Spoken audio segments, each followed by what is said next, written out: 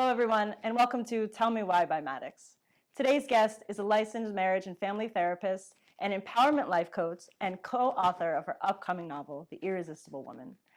Please help me in welcoming London Laed. Wow, what a warm welcome. Thank you. Welcome. Thank you so much. Thank you for being on the show. Of course, thank you for having me. I'm loving this aesthetic, by the way. It's beautiful. Thank you. So, London, why don't you tell us a little bit about this upcoming novel that you have? Sure. Want to jump right in? Yeah. Okay. Yeah, go ahead. So, my best friend and I, Keela, who is my co-author, decided to write a book to help enhance the modern woman to become the most optimized version of herself within her love life, right? So to be irresistible, the book is called The Irresistible Woman. To be irresistible is to be the most optimized version of yourself in every category of your life, basically.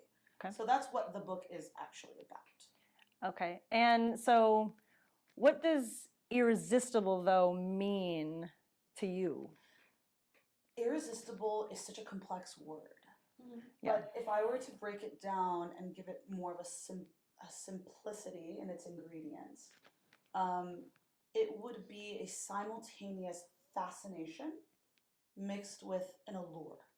So a fascination is almost like a deep intrigue of wanting to know more. And an allure is not to be confused with seduction. Okay. It is rather more of a magnetism that somebody has. So to me, to be irresistible means a really nice combination. It has to be both. Because you could be one without the other and it's not irresistible. But to be both fascinating and alluring at the same time. I think in the book, in the summary that we read, that you mentioned Marilyn Monroe and what are the Jackie Kennedy, yes. And I believe you also mentioned Audrey Hepburn. Yes, and Josephine Bonaparte, and Marie Antoinette, and. Is there anything you want to share about these characters, like such as Marilyn Monroe? Why did you pick her as an irresistible woman? She was definitely an icon. I feel like a lot of women actually looked up to her very much. And, in an industry where it was very male dominant, she really made her way. Where most women would have felt oppressed, which I'm not saying she wasn't oppressed, would have felt oppressed and allowed their self-esteem or their fear of, letting mental illness, depression, and whatnot take over. She thrived, and actually, she even stood up to producers when they tried to pigeonhole her into certain roles and told them that she wasn't going to do that and she needed to be utilized for more than just her body. Right. So I chose her because I feel like she started almost a female revolution in a sense. I'm being a little bit dramatic in that sense, but there's that piece.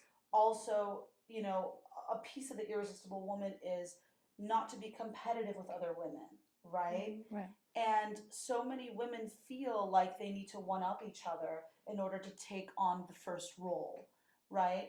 And what Marilyn did was actually, for example, I believe it was Josephine Baker, or it was Ella Fitzgerald. I think it was actually Ella. This is really bad of me. I should know this because I co-authored this book, but I always get them intertwined. I believe it was Ella, actually. And it was Marilyn who fought for Ella's right to perform at a nightclub where the owner wouldn't allow her to because she was a person of color. Marilyn stood in and fought for her fellow woman, right? So I feel like that is such an iconic move that really resonates with so many other women who are like, oh my God. Firstly, Ella got more well-known for that. Yeah. Marilyn got her accolades. She didn't do it for that reason. She rose up. And so nobody lost. Right. And I think that is a very irresistible quality. I want to take it another layer further to say irresistibility is almost putting two things that don't belong together in your mind commonly, putting them together, and the person looks at it like, wow. I'll give you a very basic, generic example, right? You have a very ambitious, career-driven CEO male, okay? And he's very, hyper alpha, okay? And on the weekends, he goes to yoga retreats. Okay. And he gets in touch with his yin side, his So they have multiple dimensions. It's just not one. multifaceted, complex. And not just multifaceted and complex, something that you wouldn't imagine pairing with that type of persona. So someone such as Marilyn, I'm talking a lot, I'm sorry. No, no. I'm so passionate about it. Over here. Okay, someone such as Marilyn, who, you know, was in the film industry and could have been this arrogant person of, you know, high value and walk around like with her nose in the air, humbled herself in such a way that wasn't expected. So I think I definitely feel like that was one of the major facets that made her irresistible. What do you think some of Melimonder's fears are? You know, the program Tell Me Why by Maddox is all about our fears. We talk about fears, and you're going to get to your fear, our fears. Oh, I have a lot of fears, let me tell you. So what do you think some of Melimonder's fears were? To be honest, I never really studied her too deeply, just deeply enough to make the connection of her being an irresistible icon and adding her into the book because she's just so timeless in that, right? But I do have a little bit of historical knowledge on her, so I'll pull from one of those fears. She was always worried that she would end up in a mental hospital like her mother. Her mother actually had paranoid schizophrenia. So she was always worried because she, you know, hopped from orphanage to orphanage, that she would develop a worse case of depression and later on it would become like that of her mother. So that was her fear within her family of origin, and internally it had nothing really to do with how people viewed her, I feel. But, you know, as a woman who was put in front of the camera, I really feel like one of her biggest fears was only being utilized for her body. And, you know, nude photos and being viewed as a sex object and like somebody who didn't have any further depth or wasn't an unconditionally giving person to her community or to her fellow women, which she was. Being treated more objectively than using her intellect and how she acts in society. 100%. Yeah. Yeah, I think that was a huge fear of hers. So in terms of how we view an irresistible woman, how does that relate to how we view love in society? How does that relate to how we view love? Well, the reason we wrote this book was because it's based off the premise that everyone tries to be, for lack of a better word / sentence, super attractive. Everyone tries to be the best. What is dating? It's almost like a subconscious marketing process where you present your best self and you're like, here I go, right? This is me. I hope they like me. And a lot of the times, people ask why they don't get a call back, and then they start to feel insecure and wonder if there's something wrong with them, and then your favorite subject, the fears kick in, right? Right. But I feel like it ties into love because love is really a skill. It's an action, okay? And it's within us. It's within everybody, the capacity to love. I'm going to sound like a bit of a jerk. Do I think everyone has the same capacity for love? No. We're all built with a gallon, pint, liter, different amounts of love capacity. I really believe this. And I've seen a lot of clients, so I know what I'm talking about. So, and, you know, it's like, I feel like if we can help people become the word irresistible is just another word to say enhanced, optimized. If we can help people get in touch with who they really are, then they can be better and more skilled at showing that.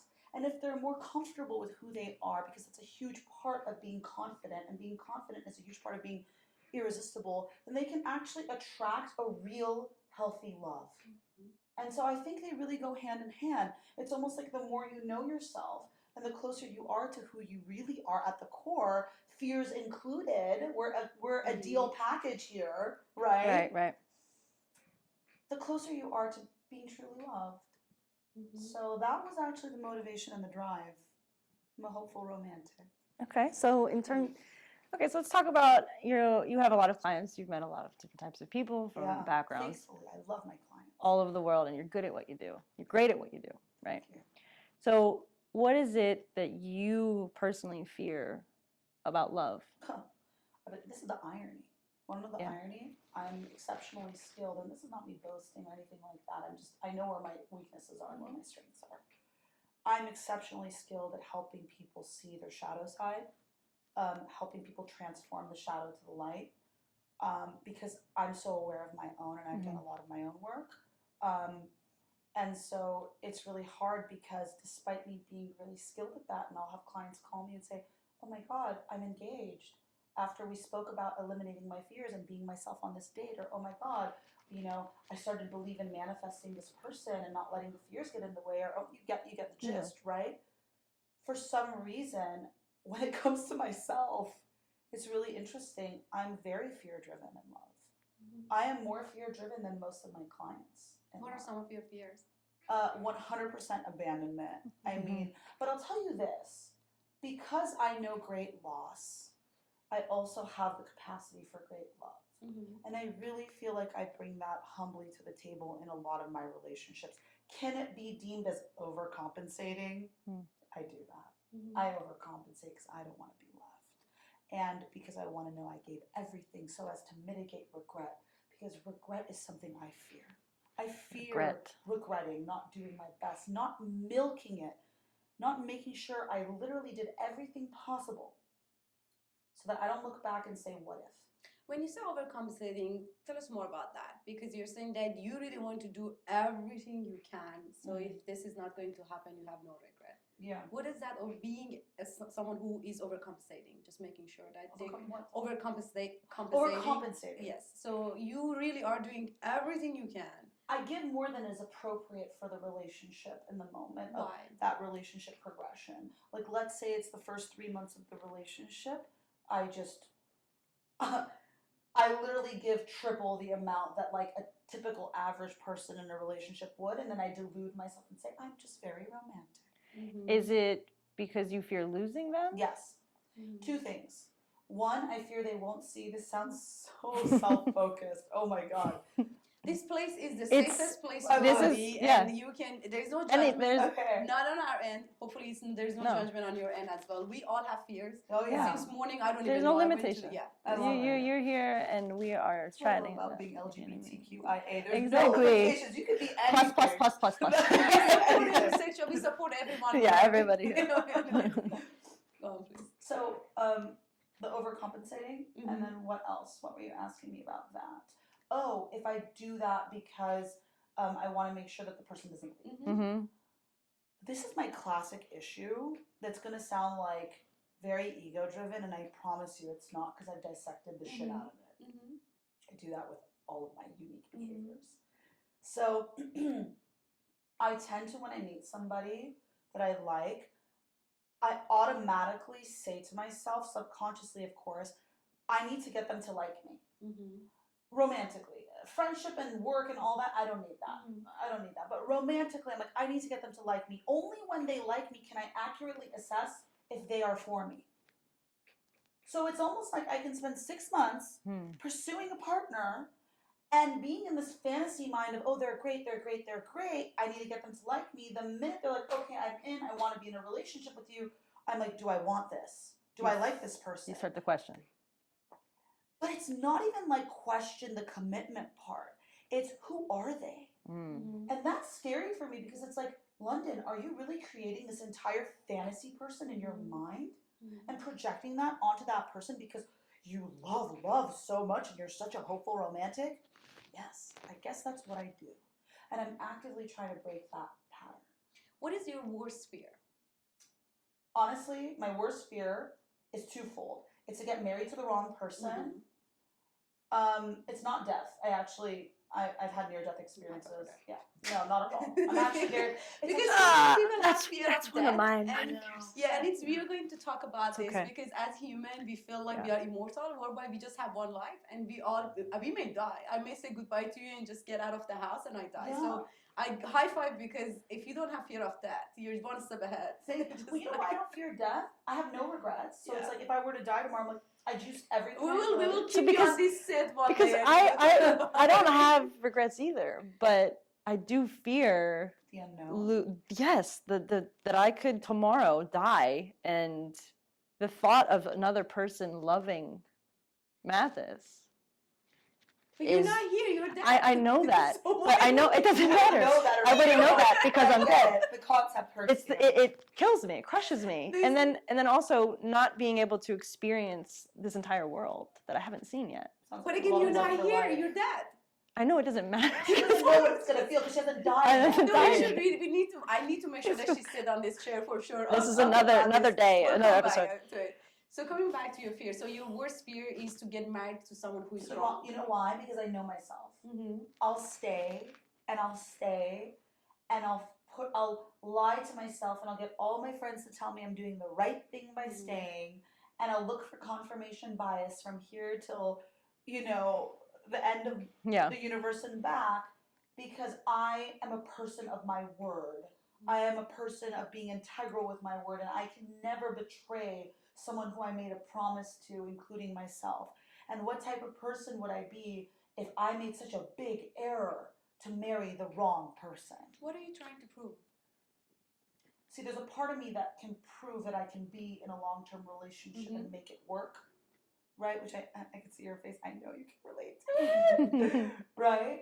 And then there's the other piece that's like, I also fear never finding the person that's right for me. So it's literally twofold.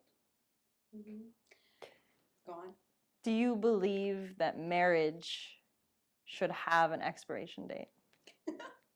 One of my favorite questions. Wow, that's a good question. I don't believe that it should. I believe that some marriages do, but people don't pay attention and they ignore the expiration. I believe a lot of people stay in expired marriages or relationships because of a lot of the reasons I just listed. How do you think, as society, how would you feel if we had expiry date? Let's say that you get married and you choose is a contract of 5 years, 10 years, 20 years. Wow. And the contract you write and and say that, you know what, if you want to break it in 2 years, you can break it. But this is right now a contract of 5 years. You get a house for 15 years or 30 years. How do you think you will live differently with your partner, knowing that there is an expiry date? I love that. That you could lose them. It's similar. Good point. It's similar to the Eckhart Tolle, like the power of now feel that I get when you ask me that question.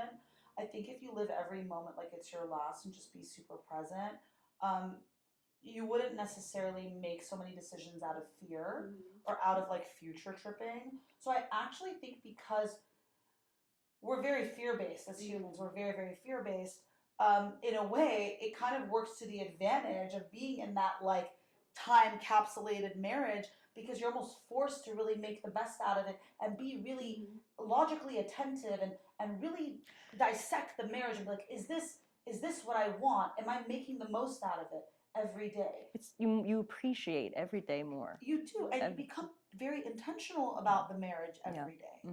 So I actually don't see it as a bad thing. I think it's a great thing. I think that what keeps people in marriages also for the wrong reason is their fear that they can't leave just because they said I do. Right. That promise. Yeah. It's almost like knowing that you can't do something makes you want to do it more. So it's almost like the forbidden fruit syndrome of like, you can't leave. Oh, I want to leave. Whereas you give the person the option to leave, you take out that ego component. They really just look at themselves and think, I'm here. And it's like what you said, like you said very well, love is a skill, right? And you mentioned some people have this skill or like low, medium, but it's a skill. Yeah. Every skill, there is a path to growth. Like you can, for sure, if my skill is very low, I cannot love as much. I can learn, I can improve my skill, right? So if we have this skill of loving and we start a relationship in 5 years, we can work on that skill. We can create that relationship. Yeah. The problem we have is that we don't ask enough why. At some point, a religion decided that marriage should be permanent for whatever reason. And we follow. And we never ask. Everything in life has expiry date. Everything in life has an expiry timeline. Yeah, we are with our family at the age of 18, we walk out, we live separate. Our kids, or if you have a child, the kids are with you and they leave you. Everything has a timeline. But marriage is the only thing that we have built this idea that we have to be together. Forever. And forever. And if you come out of it now, this is your ruin, this is out of the norm, even in 2021. It's really hard to hear that for a person who fears abandonment like me. But the reason why it triggers me so much is because there's a lot of truth to what you said. And you said something else that it's got stuck in my mind. You said that not finding the right person, I don't know exactly how you word it. Do you believe that? I know where you're going. Go ahead. Do you believe that we need to find the right, our other half? Okay, so hold on. This is twofold again. A lot of things are twofold for me, right? A, do I believe there's the right person in general? I believe most people, just as there are seasons, they seasonally grow. They go through different things. So you might have a partner that is right for you at a certain time of your life, right? There's that. Why do I believe certain relationships, and it sounds like I'm not answering your question, I'll circle back. Go for it. I will come back to it. Full thing. Why do some people get into relationships and exit? Because one person was either very growth oriented and asked why and very self-reflective, and the other person wasn't so much that. So eventually they grew apart. This is just one example of the many reasons why people can grow apart. Your values change. Or the person didn't even ask the person what their values are when they got married. So many things, right? You can grow apart from a person. Right. Do I think that most people grow apart? Yes, it's almost inevitable, unless most people are equally dedicated to self-development, number one. And there's another part to this which makes me sad, because you think self-development is a lot of work in and of itself. They have to develop at the same rate almost. If not at the same rate, one outgrows the other, and then you reach a different vibration and you try and you pull in another partner. Is this sad for me? Does this sound very transactional? Yes. But this is part of why I also believe love is a choice. Staying with it is an action, it's a skill, but it's also a choice. Work. It's work. It's work, but it's choosing to stay with someone sometimes despite them not being at the same rate or pace as you. Do I believe there is a right person? I believe there are right people for the seasons of growth you go through. But I do believe that there might be, and this is my own wishful thinking, okay? And I really, I don't know if this is like Disney movie motivated or not, but like I really believe there's one person out there that maybe you'll meet them towards the end of your life or towards like the latter of your life, like the last 20, 30 years, what have you, that does grow at your rate and does grow. But you won't meet them till you've done all the work and gone through all the seasons and gone through multiple relationships. Do you think it's loving yourself more than anybody in this world? Is that a selfish act or a self-love act? Selfless or selfish. Loving, okay, so wait. The question is loving myself more than anything more in than this anyone? I think it's selfish in a way, but I also think it's selfless in a way. I think it's selfish because it's literally me giving myself a lot of attention and self-love. That's like the literal definition. Self-focused. But at the same time, in order to love someone else, I need to pour into myself so I can pour into them. So I feel like it's a little bit of both, because what good am I if I'm an empty vessel to someone else? That also makes me think of a different question, though. Is loving someone else more than yourself an act of selfishness or selflessness or both? We will come back to the second question. I want you to just tap into your heart and feel like, how do you feel when you think of being selfish? It's funny, I feel restriction. I'm not a very selfish person. And why? What's your perception if you think that, if you hear that person is a selfish person? I mean, it does tend to have a negative connotation, which is why I like to say self-focused and not selfish. And why do you think selfish has negative emotions associated to it? Why do we associate where does that come from? to it? Because, I mean, the word itself is that what is it called again? Selfish. Yeah. Selfless, meaning not with self at all. Like, it's like if you think self is like, it's about you. Why do we think this is like, if you're selfish, do you remember, it's a bad thing? You remember you told me about when you're on an airplane and the flight attendant is giving the speech about how to put the oxygen mask. They say the mask goes over you, not your child. First. Yeah. It's true. But is that selfish or It's selfless? selfish. Is that selfish or So selfless? the problem is that It's we have It's- the problem is that we have a wrong idea of selfish, right? You say it so very well. So I want to definitely Okay. come Yeah. on to the second part, right? The reality is that if I cannot love myself, right, enough, right, then I cannot love you based on love. True. If I do not have the reason why saying in the airplane they're saying put the oxygen mask on your face is because if you do not have enough oxygen, how am I being at your service? True. And I think there's a connotation of selfishness as being extreme. As like being extremely self-focused and forgetting about the other What's person. extreme? So let's say that right now I'm an extremely selfish. Why do you think you're extremely You selfish? will not find a selfish person in And our tell me in the person. context of relationship. Talk romantic. about India. Yeah, so let's talk about India. I mean, I was just thinking about another thing, but I will go with India, right? So I'm planning to go to an ashram for 5 months. Yes, you Right. mentioned that. And that means that 5 months I will be away from my partner, I will be away from my friends. And how long have you been with your partner? Which I asked multiple Exactly. times last night. Right, Repeat that's it right. Over and over again. Yes. All about relationship Let's just maintenance. repeat it one more time. But not only that, How long? 4 months. Okay, 4 months Yeah. of a relationship, Yeah. and then you're leaving for 5. Correct. Okay. Yeah. And I'm leaving my life behind. I'm gonna sell all my stuff. I'm gonna resign from my job. I hope my coworkers are not watching this. I'm gonna resign from my job, and I'm gonna pack my stuff and go to. I'm just really curious to observe Alex right now. Okay, I'm just And then Sipping my water. this is why I said I am the most selfish human being, because you asked me how about Alex, and I was like, Alex is none of my business. I love her. She has said that to my face. I love her so Mhm. much. She's my partner. I Mhm. want to build. I want to grow. I want to have her in my life. But if I do not go for my own desire, I am sacrificing something which is about me for her. Then the love I'm building is based on fear. I also want to point something out that as hard as it is for me to be away from Athos for 5 months, I want 100% of who she is. And if she is not 100% of herself, then we are not getting the full love for each other. I'm getting 75% of Mathis.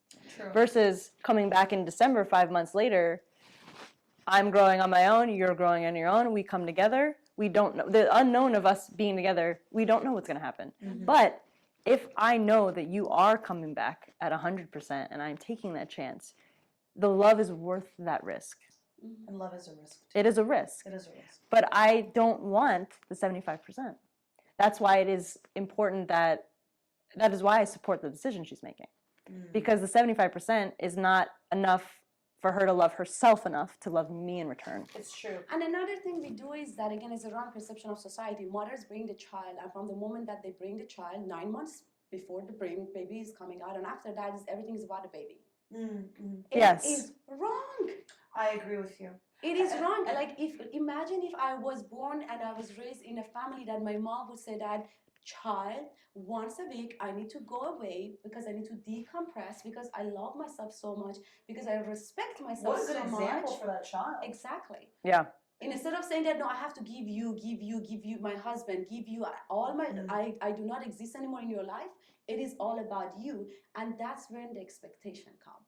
That's when the mother said, I spend all your childhood, clean up your poop and all this. Well, the thing is, it's interesting because it builds resentment in the mother. And similarly to what I feel like would happen, a little bit of like a fortune teller here, but I bet if you weren't going to go to the ashram thing and you decided to sacrifice and be selfless for the health of the relationship, that's the bullseye. You would end up resenting. She would leave me. She would leave me. It would be enough. She would leave me. I would be feeling like, oh, I'm sacrificing for you. So now I didn't go to the ashram because of you. So you need to do this. Yeah. She'd be pushing away. Yeah. That's it. Yeah. And that's what the reality of what happened between mothers and child, between relationship, between husband and wife, at job. Because we constantly think that really unconditional love is that you give and give and give. But until I do not have this human being perfectly in a peaceful state, I am half-assed. It's true. Right. I cannot give you. And I learned this from when long back, I was watching this movie. And this is a whole conversation. The movie called The Room. I've seen that. I remember that mother-daughter movie, horror movie. I cried throughout of that movie. Yeah. And you all know how much energy I have, right? Yeah, My energy is like, I'm very high. For 2 days, I had no desire to wake up. For 2 days, I had no energy to leave. I just was so exhausted. The movie drained me. And well, how many people were you putting yourself in the shoes of? It's just that movie was too much for me. It was wow, like it triggered me in all angles, and like, oh, I was dark. Wow. And when I came out of this 2 days of breakthrough, I realized that in order for me to be the light person that I am, to be able to help others and help myself, I need to maintain my energy and maintain my well-being. Always pour into yourself before you pour into another. And for this very reason, I watch Disney movie now. Because when I watch a Disney movie, it's fantasy. It's an escapism. You're going to the happy land. And then I come and see you, and I can be who I need to be for you, because I give what I need to give to myself. I think everybody has their own unique needs of what their needs are for themselves. Absolutely. So, you know, I mean, for me, like hearing that, I love language style. I need a lot of quality time with my person. Physical touch, words of affirmation. I personally, I would respect my partner's needs, but I don't think I'd be equipped to be in a relationship where that much space was required, or that type of person who needs that much, that flavor of self-charge and reflection time. For me, I would just be like, is there some sort of like comparable compromise, like meditate in the back house, or like go to like a week retreat, right? Right. It doesn't mean I don't respect your No, need, 100%. but I think knowing yourself and what you can also handle in relationships is really key. And thank you so much for joining us. I really appreciate your time. This was fun. Is there any last thing that you want to share with us? Well, I just wanted to say on the topic of sharing your fears and darkness, and because I am also a dating coach and I work within the realm of that, I did create a website. It's called Baggage Claim Matching. And it's versed on people's emotional baggage. And it almost promotes a vulnerability of sharing what your fears and what you bring into the relationship emotional baggage wise, and what types of other baggage are compatible with yours. Because if you think about it, people break up over how their baggage mingles with someone else's. They break up over conflict, not over the good times. So I think this really, really will help people collectively understand what their fears are and not feel like they have to cure themselves before they're ready for love, versus own that part of them, and there will be someone that loves them for that. And so it's really not about eliminating all those sides of you. Rather, it's about knowing what is compatible and what jives with it and what doesn't. So I just wanted to speak on that because it is very on the topic of what are your fears-esque. And a lot of people who date have a lot of fears that they kind of put in the back burner. And most people, when they go on dates, it's like a subconscious marketing process. They're like trying to be their best selves. It's not like I walk into a date and say, hello, I'm London. I have abandonment challenges and whatnot. Although I'll tell you this, when I'm actually on a first date, towards the middle to end, I tell the person why I think they should run from me. And I ask them why they think I should run from them. And that's my way of assessing, you know, how well will our darkness play with each other. So. And we admire you for what you do and for being very candid here, opening your heart and talking about your fears. And that's what we all need, to be aware, to talk about our fears, and know that we all have light and darkness, and ask the question of why?